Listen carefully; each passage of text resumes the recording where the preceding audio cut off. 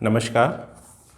ये आज का जो मैं वीडियो आपके समक्ष ला रहा हूँ ये कुछ इन्फॉर्मेटिव है और ये मेनली अभी IRDAI जो बीमा इंश्योरेंस रेगुलेटर है उसने एक इंश्योरेंस कंपनी पे कुछ पेनल्टीज़ लगाई हैं कुछ वायलेशन के अगेंस्ट। तो ये उसी संदर्भ में आज का मेरा वीडियो है और जो पेनल्टी हैं वो 2 वायलेशन पे हैं, लेकिन जो मैं आपसे डिस्कस करूँगा वो चूँकि मैं मोटर ऑडी इंश्योरेंस क्लेम्स के बारे में या अप्रूव्ड सर्वेयर के बारे में या इंश्योरेंस क्लेम के बारे में डिस्कशन करता हूँ, तो मैं जो उस पे पेनल्टी लगी है उसको यहाँ संक्षेप में आपको बताऊंगा, एक्सप्लेन करूंगा। तो इससे पहले मैं आपको एक वाक़या बताता हूँ। अभी कल मुझको एक गाज़ियाबाद से एक वर्कशॉप मैनेजर का फ़ोन आया जो हुंडई के बॉडी शॉप मैनेजर थे। उन्होंने क्लेम विषय में मुझे कुछ जानकारी दी और कहा साहब एक इंश्योर्ड परेशान हैं और वो अपने क्लेम विषय में आपसे कुछ बातचीत करना चाहता है। अगर दिक्कत ना हो तो आपका नंबर मैं इंश्योर्ड को दे दूँ। मैं कहा हाँ साहब दे दो, कोई दिक्कत नहीं। उसके बाद मुझे इंश्योर्ड का कुछ देर बाद फ़ोन आता है तो वो बताते हैं उन्होंने हुंडई क्रेटा गाड़ी लास्ट ईयर यानी 2023 में ली, बिल्कुल लास्ट में ही, लगभग नवंबर के आसपास, जो भी है नवंबर 2023 में लेने के। साहब ये अपार्टमेंट में रहते हैं तो गाड़ी को इनका ड्राइवर -2 -1 ऐसी करके पार्किंग होती हैं उसमें अंडरग्राउंड, तो बेसमेंट में। तो उससे जब वो एक लेवल से दूसरे लेवल पे इनका ड्राइवर गाड़ी निकाल रहा था तो चलाते समय वो उसको कुछ कन्फ्यूज़न हुआ या जो भी हुआ, गाड़ी सामने से एक पिलर में जा लगी और गाड़ी काफ़ी डैमेज हो गई। गाड़ी में लगभग 1.5-2 लाख रुपए का लॉस था। खैर इन्होंने समय पे ही जिस गाड़ी को हुंडई डीलर वर्कशॉप पे ले गए, क्लेम इंटीमेट किया। ये निजी क्षेत्र की साधारण बीमा कंपनी थी।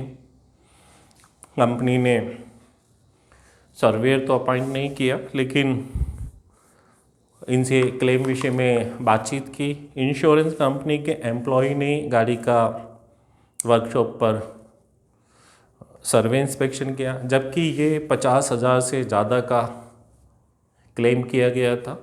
एस्टिमेट उसका 2 लाख से ज़्यादा था और जो एस्टिमेट क्लेम पेपर्स के साथ इंश्योरेंस कंपनी को इंटीमेट किया जाता है, बताया जाता है, वो इंश्योर्ड की तरफ से दावा होता है जिसे क्लेम अमाउंट कहते हैं। अगर 2 लाख का एस्टिमेट दिया तो 2 लाख का क्लेम किया गया इंश्योर्ड की तरफ से इनिशियल स्टेज में। तो बीमा का ऐसे केस में जो हमारे देश में इंश्योरेंस एक्ट है उसके तहत नियम एक सर्वेयर रेगुलेशन 2015 बाद में 20 में कुछ संशोधन हुए, तो इसलिए मैं 2015-2020 कहता हूँ उसको। तो उसमें जो ये सर्वेयर अपॉइंट करने के लिए जो इंश्योरेंस एक्ट में जो दिया गया है कि मस्ट अप्रूव्ड सर्वेयर को मोटर ऑडी इंश्योरेंस क्लेम हो या और जनरल इंश्योरेंस क्लेम हो, तो उनके लिए मस्ट है उस क्लेम सेटलमेंट के लिए अप्रूव्ड सर्वेयर की रिपोर्ट मस्ट मैंडेटरी बताया गया है। और उसमें एक लिमिट शब्द का भी है जो समय समय पर IRDAI तय करेगी। तो वर्तमान में जो IRDAI ने ये लिमिट है मोटर ऑडी इंश्योरेंस क्लेम के लिए, जो जिस तरीके से ये टक्कर वाले क्लेम है, कुछ क्लेम में छूट है, जैसे चोरी का क्लेम है, गाड़ी चोरी हो गई है तो उसमें वो लिमिट का चक्कर नहीं है। वो सब ये सब चीज़ें IRDAI तय करता है और उसने इसके लिए गाइडलाइंस दी हुई हैं कि किस में ज़रूरत है। तो नॉर्मली ये जो एक्सीडेंट होते हैं, कोलिजन एक्सीडेंट या टक्कर जिन्हें कहिए, फायर का कहिए, फ्लड का कहिए, तो इन या मोस्टली सभी में सिर्फ चोरी या कुछ एक्सेप्शनल है या कुछ तरीके के कुछ और क्लेम्स हैं जनरल इंश्योरेंस से रिलेटेड जिनमें नहीं भी ज़रूरत पड़ती, या कभी कभी कोई आपदा की स्थिति है तो उसमें वो IRDA को पावर है कि वो उस लिमिट को बढ़ा सकती है। जैसे अभी केरला में जो दिसंबर 2023 में फ्लड आया था, तो वहाँ मोटर OD के क्लेम के लिए जो लिमिट 50,000 थी उसको बढ़ा के 1 लाख कर दिया था, और जो नॉन मोटर्स क्लेम्स थे जनरल इंश्योरेंस के, उनकी लिमिट को 1 लाख से बढ़ा के शायद मुझे ठीक से याद नहीं, लेकिन मुझे जहाँ तक ध्यान है 5 लाख कर दिया था कि इन क्लेम के लिए अप्रूव्ड सर्वेयर की सर्वे रिपोर्ट की जो मैंडेटरी आवश्यकता है उसमें छूट दी गई थी। तो खैर मैं अभी जो बात कर रहा हूँ वो यहाँ गाज़ियाबाद की। तो इस क्लेम में 2 लाख रुपए का लगभग एस्टिमेट था, यानी 2 लाख रुपए का दावा किया गया था, और बीमा कंपनी ने अप्रूव्ड सर्वेयर को अपॉइंट नहीं किया था अपने एम्प्लॉई से, जो कि एक अप्रूव्ड सर्वेयर नहीं था। अगर वो अप्रूव्ड सर्वेयर होता तो समझ में आता, लेकिन वो अप्रूव्ड सर्वेयर नहीं था, उनका सिर्फ एम्प्लॉई था, उसने ये किया। तो ये एक वायलेशन है, और ये इंश्योरेंस कंपनी थी रिलायंस जनरल इंश्योरेंस कंपनी। मुझे बहुत फ़ोन आते हैं, मैं बहुत लोग क्लेम विषय में अपनी दिक्कतों को साझा करते रहते हैं। तो मैंने भी अनुभव किया है कि ये जो रिलायंस जनरल इंश्योरेंस कंपनी है, ये अक्सर जहां अप्रूव्ड सर्वेयर को अपॉइंट करना मैंडेटरी है, जो क्लेम सेटलमेंट के लिए अप्रूव्ड सर्वेयर की जो सर्वे रिपोर्टर्स की मैंडेटरी आवश्यकता है, वहाँ पे ये अप्रूव्ड सर्वेयर को अपॉइंट ही नहीं करती और ये काम अपने एम्प्लॉय से ही करा लेती है। तो ये इंश्योरेंस एक्ट के अंतर्गत सर्वेयर रेगुलेशन 2015-2020 का वायलेशन है।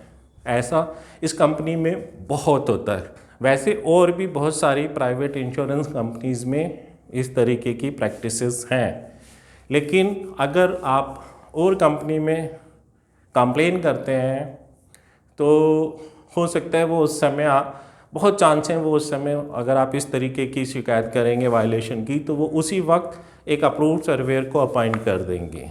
लेकिन मैंने अनुभव किया है कि ये रिलायंस जनरल इंश्योरेंस कंपनी में ये जल्दी से तब भी अप्रूव्ड सर्वेयर को नहीं लगाते, तो ये खुलेआम वायलेशन है। तो ये जो क्लाइंट थे ये भी बहुत परेशान थे।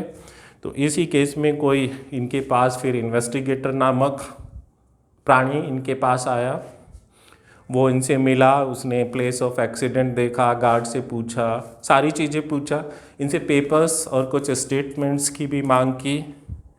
तो जो इंश्योर्ड है उन्होंने कहा साहब मैं सब ये पेपर बीमा कंपनी को वर्कशॉप के थ्रू दे चुका हूँ, तो आप वर्कशॉप चले जाइए, आपको ये सारे पेपर्स वहाँ से मिल जाएंगे, और अगर मेरा कोई स्टेटमेंट या कुछ चीज़ें चाहिए तो मैं ऑन मेल या ऑन बाय पोस्ट बीमा कंपनी को दे दूँगा।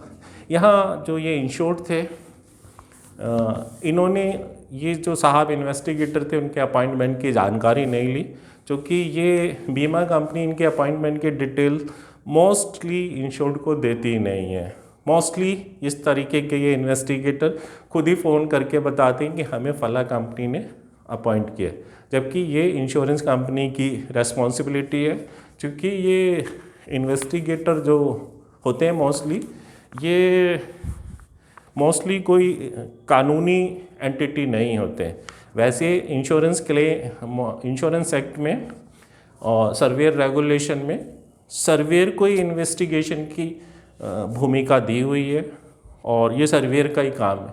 लेकिन आप देखेंगे कि ये इन्वेस्टिगेटर का रोल सर्वेयर कर ही नहीं रहा होगा, ये अलग से उन्होंने अजीब से नाम इन्वेस्टिगेशन के कुछ शर्लॉक होम्स या इस तरीके से जेम्स बॉन्ड ऐसे नाम रखे हुए होंगे और ये लोग जनरली करते हैं। तो उसके बाद भी इस एक्सीडेंट को हुए इनकी गाड़ी को 20-25 दिन हो गए हैं, गाड़ी खड़ी हुई है, इन्होंने सारा एक्सप्लेन भी कर दिया, लेकिन अब उनकी समझ में वो नहीं आ रहा है, तो बीमा कंपनी ने कोई क्लेम के लिए अप्रूवल नहीं दिया। शायद 20 दिन से भी ज़्यादा हो गए, और अप्रूव्ड सर्वेयर तो अपॉइंट ही नहीं किया। तो ये मतलब बहुत कॉमन है, इस तरीके से हरासमेंट किया जाता है। जबकि 30 क्लेम सेटलमेंट के लिए 30 दिन का मतलब protection of policy holder interest gazette notification में जनरल इंश्योरेंस क्लेम के लिए कुछ गाइडलाइंस तय की गई हैं। तो उसमें सर्वेयर अपॉइंटमेंट के लिए भी 48 आवर्स का समय है, जिसमें अगर अप्रूव्ड सर्वेयर को अपॉइंट करने की आवश्यकता है तो इतने समय में कराना है, तो वो 48 आवर्स है। और 48 है या 72 है कुछ, मुझे तो 48 आवर्स का याद आ रहा है। और उसमें बीमा कंपनी की जिम्मेदारी है कि वो अप्रूव्ड सर्वेयर की ड्यूटीज़ एंड रेस्पॉन्सिबिलिटीज़ और कोड ऑफ कंडक्ट की जानकारी भी देगी। और सर्वेयर के लिए भी बहुत सारी duties and responsibilities code of conduct surveyor regulation 2015-2020 में तय हैं। तो उसमें अप्रूव्ड सर्वेयर की जिम्मेदारी भी है कि वो पॉलिसी कॉन्ट्रैक्ट के अकॉर्डिंग क्लेम लॉस असेसमेंट और रिकमेंडेशन करेगा, और एक सर्वे रिपोर्ट के रूप में 30 दिन के अधिकतम 30 दिन के अंदर बीमा कंपनी को देगा, और उसकी एक कॉपी इंश्योर्ड को भी देगा। और उसमें इंश्योर्ड की जो भी वो असेसमेंट रिकमेंडेशन कर रहा है उस पर सहमति को भी सर्वे रिपोर्ट में मेंशन करेगा, सर्वे रिपोर्ट को इंश्योर्ड को देगा। और अगर इससे ज़्यादा किसी विशेष परिस्थिति की वजह से ज़्यादा समय लग रहा है तो ये सारी इन्फॉर्मेशन बीमा कंपनी को और इंश्योर्ड को भी देगा। लेकिन ऐसा होता नहीं है। सर्वे रिपोर्ट लेना, एक इंश्योर्ड को लेना बिना मांगे तो खैर मिलती ही नहीं है, लेकिन मांगने पे भी बड़ी मुश्किल है। कुछ जगह मिल जाती है और कुछ जगह आप मांगते रहिए, अप्रूव्ड सर्वेयर्स आप देते ही नहीं हैं। ऐसा बहुत है, लेकिन अगर आप बार बार प्रयास करेंगे तो मोस्टली बीमा कंपनी सर्वे रिपोर्ट दे देती है। तो खैर मैंने इनको शिकायत करने के लिए कुछ मेल आईडीज़ दी और इनसे कहा साहब आप इनको जो इंश्योरेंस कंपनी के वरिष्ठ अधिकारीगण हैं वहाँ पे प्रॉपर कंप्लेन कीजिए और बताइए कि आपने गाड़ी अपने इस्तेमाल के लिए लिए, ना कि वर्कशॉप में खड़े करने के लिए। आज 20 दिन से ज़्यादा समय हो गया, इसमें कोई अप्रूव्ड सर्वेयर भी अपॉइंट नहीं किया गया है। और अगर किसी को मुझसे या ड्राइवर से मिलना है तो हमें बता के हमसे समय लेके आए तो हम वो भी मिलवा देंगे। तो इस तरीके से ये बात यहाँ ख़त्म हो गई थी। अब जो मेन मुद्दा जिसके लिए मैं ये वीडियो बना रहा हूँ, अभी मैंने IRDA की वेबसाइट में अक्सर पढ़ता रहता हूँ, तो वहाँ पे मैंने एक पेनल्टी ऑर्डर पढ़ा जो 3 जनवरी 2024 को उस पर जारी हुआ, और ये रिलायंस जनरल इंश्योरेंस कंपनी के लिए था। इसमें 4 वायलेशन चार्ज किए गए थे इंश्योरेंस कंपनी पे, जिनमें एक में चेतावनी दी गई, दूसरे पे 1 करोड़ की पेनल्टी लगी, तीसरे पे भी शायद वो साबित नहीं हुआ, और चौथे पे फिर 1 करोड़। जिसके लिए मैं ये वीडियो बना रहा हूँ वो ये था कि उसको मैं बताता हूँ कि ये जो IRDA जो हमारा insurance regulatory and development authority of India है, जिसे मैं शॉर्ट में IRDAI कहता हूँ, जिसका हैदराबाद में ऑफिस है, तो इंडिया में यही इंश्योरेंस को रेगुलेट करता है। तो ये इनको इंश्योरेंस कंपनी का ये समय समय पर इंस्पेक्शन करते रहते हैं। तो इन्होंने साहब 23 अगस्त 2018 से 31 अगस्त 2018 तक रिलायंस जनरल इंश्योरेंस कंपनी का इंस्पेक्शन किया, और इन्होंने वहाँ कुछ अनियमितताएं पाई। जब उसको चेक किया उसके बाद कोविड वगैरह आ गया तो शायद ये डिले हो गए हों। 15 अप्रैल 2021 को इन्होंने फिर ये बीमा कंपनी को नोटिस दिया। 20 मई 2021 को इस नोटिस का जवाब इंश्योरेंस कंपनी ने IRDAI को दिया। फिर उसके बाद साहब 9 अगस्त 2023 को सुनवाई हुई, हियरिंग हुई वहीं IRDAI के ऑफिस हैदराबाद में, तेलंगाना में। उसके बाद 28 अगस्त 2023 को उन्होंने उस सुनवाई के संबंध में फिर से जवाब दिया और फाइनली 3 जनवरी 2024 को ये उनका अवार्ड आया। ये कॉपी है, आप इसको देख। ये तो उल्टा आ रहा है इसमें, मुझे नहीं पता कि ये उल्टा आता है। तो इसमें जो इन पे इसमें चार्ज लगे थे। इसमें एक violation of regulation of corporate agents regulation, कोई कॉरपोरेट एजेंट का रेगुलेशन 2015 है, उसका एक वायलेशन था।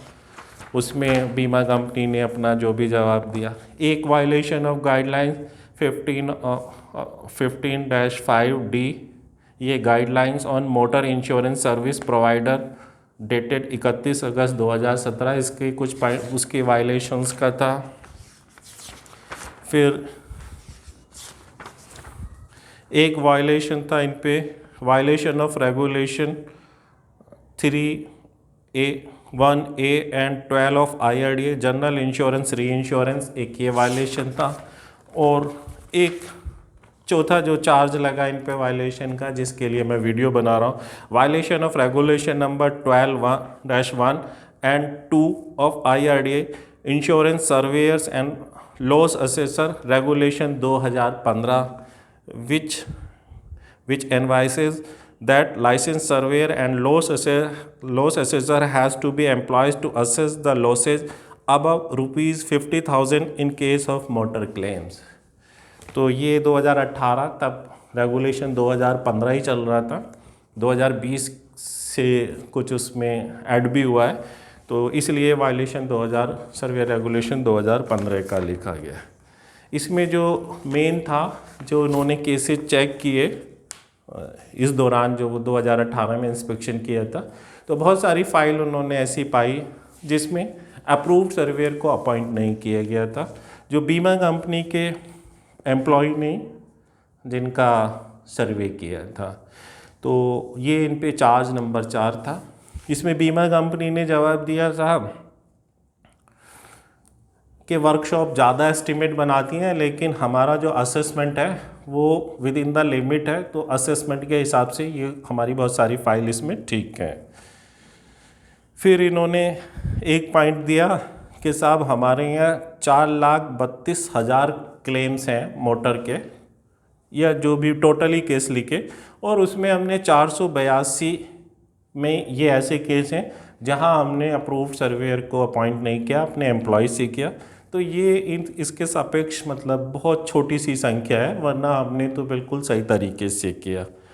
और इन्होंने एक जवाब ये दिया कि साहब जो हमारा एम्प्लॉय, जो जिसने हमारा तरफ से हमारे एम्प्लॉय ने सर्वे किया है, वो लगभग अप्रूव्ड सर्वेयर की जैसी योग्यता रखता है, तो इसमें भी कोई गलत नहीं है।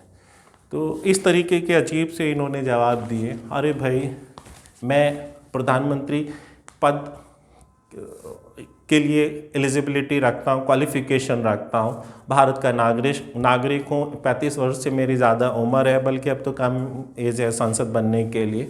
तो इसका मतलब ये तो नहीं है कि मैं प्रधानमंत्री की तरह काम करने लगूँगा, या मैं मेरी क्वालिफ़िकेशन इंश्योरेंस कंपनी के मैनेजर जितनी है कि जो उस पद के लिए क्वालिफ़िकेशन है वो मेरी है। तो इसका मतलब ये तो नहीं है कि मैं बिना एग्ज़ामिनेशन या बिना सिलेक्शन के मैं उस तरीके का काम करने लगूँगा। तो बीमा कंपनी का ये जवाब ये वाला पॉइंट बहुत ही अजीब था। और मैंने खुद अनुभव किया है कुछ कंप्लेंट्स में कि बीमा कंपनी यही जवाब देती कि हमारा जो एम्प्लॉय है वो सर्वेयर जितनी योग्यता रखता है। ऐसे योग्यता से नहीं होता साहब। सर्वेयर बनने के लिए एक ट्रेनिंग लेनी होती है, एक एग्ज़ाम पास करना होता है, फिर एक लाइसेंस लेना होता है, और अप्रूव्ड सर्वेयर के लिए ड्यूटीज़ एंड रेस्पॉन्सिबिलिटीज़ और कोड ऑफ कंडक्ट होता है। आपके एम्प्लॉय के लिए ये चीज़ें ज़रूरी हैं या नहीं है वो आप जानें, लेकिन जो इंश्योरेंस एक्ट में है तो वो सर्टेन क्वालिफ़िकेशंस अप्रूव्ड सर्वेयर बनने के लिए चाहिए, एग्ज़ाम पास करना है और लाइसेंस लेना ज़रूरी है। कोई अप्रूव्ड सर्वेयर की तरह कोई और आदमी जिस पे लाइसेंस नहीं है वो काम नहीं कर सकता है। तो बीमा कंपनी को इंश्योरेंस एक्ट का 82 क्लॉज 64 यूएम को पढ़ने की ज़रूरत है, वहाँ वो पढ़ें और तब इस तरीके का जवाब लिखें। ऐसे कोई भी आदमी अप्रूव्ड सर्वेयर का काम नहीं कर सकता, भले ही चाहे उसने टेक्निकल डिग्री, डिप्लोमा या और हायर कितनी भी क्वालिफिकेशन क्यों ना ली हो। अप्रूव्ड सर्वेयर का काम करने के लिए अप्रूव्ड सर्वेयर का लाइसेंस लेना होना ज़रूरी है। तो इसके बाद साहब बीमा जो नियामक है, विनियामक, उसने एक इसमें जवाब भी लिखा, insurer submission that amount assess and paid is less than the regulatory limits for employing licensed surveyor is without merit because the limit in the regulations indicate to estimated amount of loss, not the assessed loss. Since the assessed loss can only be ascertained once survey work is carried out. ये point बहुत सही है, क्योंकि insured ने जो claim कर रहा है, जो एस्टिमेट दे रहा है, वही है। वो 2 लाख का भी हो सकता है और असेस अमाउंट अगर किसी कंडीशन या वायलेशन की वजह से वो रेप्यूडेट हो जाए तो 0 भी हो सकता है। तो क्लेम अमाउंट तो 2 लाख हुआ, लेकिन असेस अमाउंट तो 0 हो गया, या वो 20,000 हो सकता है। लेकिन ये तय कौन करेगा? ये उसे तय करने के लिए तो अप्रूव्ड सर्वेयर की भूमिका रखी गई है कि इम्पार्शियल, एलिजिबल, क्वालिफाइड व्यक्ति ये काम करे। तो यहाँ बीमा कंपनी अजीब सा जवाब दे रही थी, तो इनके जवाब से बीमा विनियामक, इंश्योरेंस रेगुलेटर सेटिस्फाई नहीं हुआ और इस वायलेशन के लिए इन पर 1 करोड़ की पेनल्टी लगाई।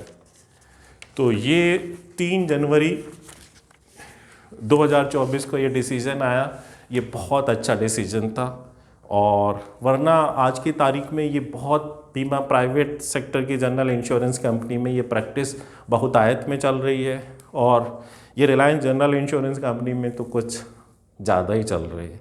रिलायंस अंबानी बंधु हैं, बहुत सम्मानित लोग हैं, बहुत बड़ा ग्रुप है, और ये इस तरीके की ये चीज़ इनको शोभा नहीं देती कि इस तरीके का वायलेशन किया जाए, क्योंकि इस कंपनी में ये बहुत ज़्यादा है। मेरा खुद का अनुभव है कि मैंने 3 केस, एक तो यूट्यूब पे भी डाला हुआ है, वो उड़ीसा का था, राउरकेला का केस, जहाँ 10 लाख से ज़्यादा का लॉस था और वहाँ अप्रूव्ड सर्वेयर अपॉइंट नहीं किया था, किया क्रेन्स का टोटल लॉस क्लेम था। तो वहाँ भी इसी तरीके का बहुत अजीब जवाब था। इससे भी पहले मैंने एक ये हाइड्रोस्टैटिक लॉक लॉस था, एक गाड़ी होंडा अमेज गाड़ी का वो लॉस था, उसमें भी 2 लाख से ज़्यादा का क्लेम किया गया और बाद में क्लेम भी 2 लाख का हुआ। तो उसमें भी अप्रूव्ड सर्वेयर अपॉइंट नहीं किया था, वहाँ अपने एम्प्लॉय से ही करा रही थी वो ये सब काम। लेकिन वहाँ जब कंप्लेन की तो लास्ट में फिर वो गाज़ियाबाद का केस था, और फिर दिल्ली से एक अप्रूव्ड सर्वेयर को 1 महीने बाद अपॉइंट किया था। और तीसरा केस अभी एक दिल्ली में फ्लड आया था, तो काफ़ी जगह पानी वाटर लॉगिंग की सिचुएशन हो गई थी। तो एक फोर्ड एस्पायर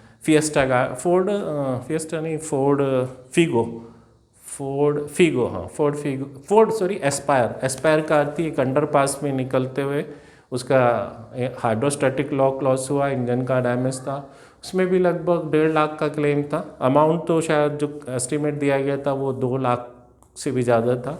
उसमें भी इंश्योरेंस कंपनी ने अप्रूव्ड सर्वेयर अपॉइंट नहीं किया और अपने एम्प्लॉय से किया। तो ये 3 का तो मेरे पास ही अनुभव है, और यहाँ आप कंप्लेन करते हैं तो सुनवाई भी नहीं होती।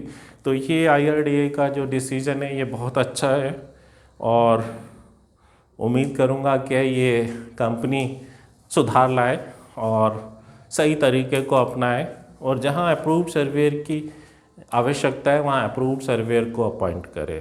तो अगर ये जो पेनल्टी डिसीजन बताने का जो मेरा आपको उद्देश्य है वो ये है कि अगर आपका कोई क्लेम है जनरल इंश्योरेंस में, ख़ास तौर से मैं मोटर इंश्योरेंस के लिए बताता हूँ, और उसमें आप जानिए कि बीमा कंपनी ने किस अप्रूव्ड सर्वेयर को अपॉइंट किया है। वैसे ये बीमा कंपनी की जिम्मेदारी है कि वो इंश्योर्ड को या क्लेमेंट को अप्रूव्ड सर्वेयर के अपॉइंटमेंट की और ड्यूटीज़ एंड रिस्पॉन्सिबिलिटीज़ और कोड ऑफ कंडक्ट की जानकारी दे, लेकिन बहुत कम कंपनी है जहाँ ये इन्फॉर्मेशन मिलती है। तो आप अप्रूव्ड सर्वेयर का नाम जानिए। अगर नहीं अपॉइंट किया है और कोई उनका एम्प्लॉय कर रहा है और आप 50,000 से ज़्यादा के लिए क्लेम कर रहे हैं सामान्य परिस्थिति में, तो आप उसके लिए कंप्लेंट कीजिए। और ये भी देखिए कि वर्कशॉप पे आपकी गाड़ी का सर्वे कर कौन रहा है। अगर हो सके तो आप बीमा कंपनी को इंटीमेशन के समय या जो भी है वो बताइए कि साहब जब भी सर्वे हो तो हमें इंटीमेशन दे के हो, ताकि हम भी वहाँ अवेलेबल हों। तो अपने सामने सर्वे कराइए तो और ज़्यादा बेहतर है, टाइम फिक्स करके कराइए तो वो अच्छा रहेगा। लेकिन अगर नहीं भी है तो कोई बात नहीं, उससे कोई दिक्कत नहीं है। सर्वेयर साहब ने सर्वे के बाद पूछिए साहब आपकी क्या असेसमेंट है, रिकमेंडेशन है, ये जानिए। और हाँ, ये चीज़ ध्यान रखिए कि अगर अप्रूव्ड सर्वेयर को अपॉइंट किया है तो अप्रूव्ड सर्वेयर को अपना सर्वे जॉब वो खुद ही करना होता है, सर्वे इंस्पेक्शन। वो किसी को आउटसोर्स या अपने किसी एम्प्लॉय से नहीं करा सकता है। अगर कॉर्पोरेट सर्वेयर फर्म को सर्वे मार्क हुआ है तो उसमें भी एलिजिबल क्वालिफाइड अप्रूव्ड सर्वेयर जो उनके यहाँ एनरोल हैं, जो IRDAI से परमिटेड हैं, जिसकी जानकारी है, जो उनके उसमें एम्प्लॉय है, तो वो भी अप्रूव्ड सर्वेयर एलिजिबल, तो वही सर्वे कर सकता है। तो ये सब चीज़ों का ध्यान रखिए। और सर्वे रिपोर्ट देखिए, अगर अप्रूव्ड कॉर्पोरेट फर्म की है तो चेक कीजिए कि ये किस अप्रूव्ड सर्वेयर ने सर्वे किया और ये सर्वे रिपोर्ट किस अप्रूव्ड सर्वेयर ने इशू की। अक्सर कॉर्पोरेट सर्वे फर्म्स जो रिपोर्ट इशू करती हैं उसमें डिटेल ही नहीं होती है कि किसने सर्वे किया है और कौन ये सर्वे रिपोर्ट इशू कर रहा है। तो आप ये सब की जानकारी लीजिए। और अगर आप IRDAI को शिकायत करेंगे, वैसे तो मैं अंधा गूंगा बहरा मैं अक्सर बोलता हूँ, लेकिन ये डिसीज़न अच्छा था और जिसके पास अधिकार है हम उसी को शिकायत कर सकते हैं। तो हमें शिकायत ज़रूर करनी चाहिए, परिणाम मिले या ना मिले। तो ये एक बहुत अच्छा डिसीजन था। और इस डिसीजन अगर कभी आपके साथ गलत हो तो आप इस तरीके में, इस संदर्भ में, तो आप इस डिसीजन के साथ शिकायत कर सकते हैं। ये डिसीजन को आप डाउनलोड कर सकते हैं IRDAI वेबसाइट पे जाके। उसमें 3 जनवरी 2024 का डेट में आपको जजमेंट डिसीजन ऑर्डर की कॉपी मिल जाएगी। तो अब ये मैं वीडियो को यहाँ विराम देता हूँ, फिर मिलेंगे अगले वीडियो में। नमस्कार।